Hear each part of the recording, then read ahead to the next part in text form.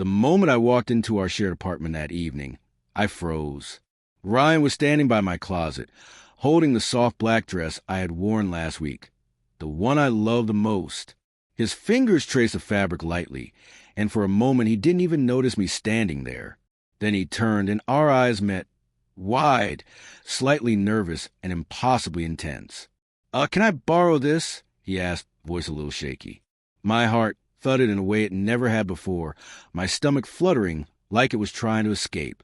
I wanted to laugh, to act casual, but something about the way he held the dress, the slight tilt of his head, the nervous hesitation in his voice, made my pulse spike. Then, just as I opened my mouth to respond, he added softly, almost embarrassed, It smells like you." Time seemed to slow. The apartment air thickened, warm and heavy, as if the walls themselves had leaned in to watch us. My rational brain screamed that this was absurd. He's my straight roommate, my best friend, nothing more. But every nerve in my body was alert, buzzing with electricity. I could feel his fingers brushing against the fabric again, close enough that I imagined his skin against mine, and the simple thought made my chest tighten painfully. My voice caught a quiet, "Oh, okay." That was all I could manage, because the truth was, I didn't just want to lend him the dress. I wanted to feel closer, to feel him. He grinned nervously, his cheeks flushing slightly, and I realized he could probably sense my reaction. I stepped forward, pretending to adjust the hem, and our fingers brushed. The contact was electric. He inhaled sharply, and our eyes locked. That single, fleeting touch carried more weight than either of us expected. And in that moment, I understood that something fundamental had shifted between us. From that night on, nothing felt the same. Simple things, like passing each other in the hallway or watching a movie together on the couch, carried a tension I hadn't noticed before. Ryan's presence felt warmer, heavier, more personal, and I noticed myself craving it in a way that scared and thrilled me at the same time. His laugh, the way he leaned just a little closer when talking, the way his fingers lingered on my wrist for a second longer than necessary.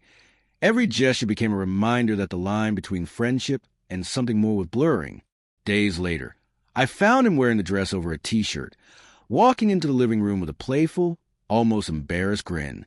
I pretended not to notice the way the fabric hugged his frame, the way the neckline draped just so, hinting at curves I never imagined he had. My chest tightened, and I felt a shiver run down my spine. He caught my glance, and the playful grin faltered just a little, replaced by something raw, intimate. "It feels weird, but nice," he admitted quietly, shifting his weight from foot to foot. I stepped closer, and our hands brushed again, this time intentionally. The warmth of his skin, the subtle pressure of his fingers against mine, made my heart race uncontrollably.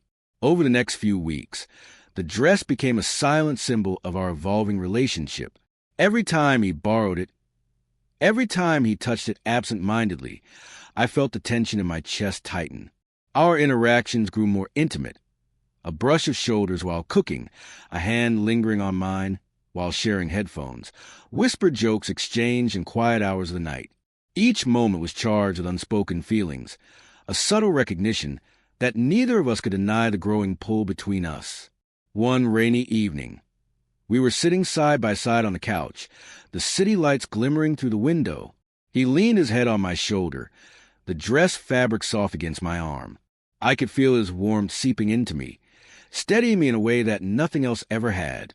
I reached over, resting my hand on his, feeling the electricity as our fingers intertwined. The apartment was silent except for the soft patter of rain outside, and for a moment, it felt like the world existed only for us.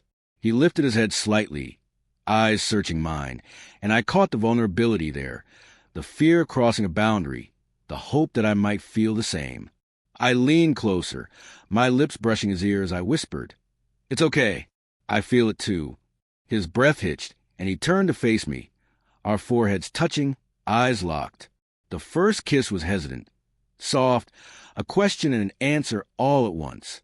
My heart thundered, and I felt every nerve in my body come alive, every worry, every doubt dissolving in the warmth of that moment. From that night onward, everything changed.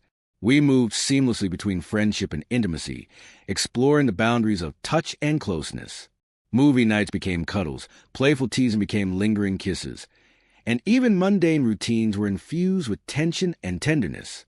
Lending in my dress had been the spark, but the fire grew from the quiet, stolen moments, the brush of hands, the whisper of voice, the shared laughter and sighs that made the apartment feel smaller, warmer, more alive. Even the smallest gestures carried meaning.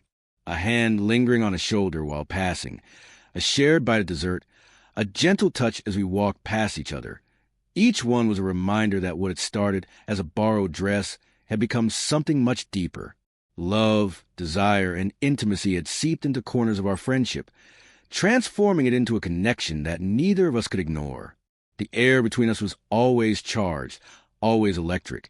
I found myself craving the next brush of his fingers, the next shared smile, the next moment when our worlds would collide softly, tenderly, beautifully.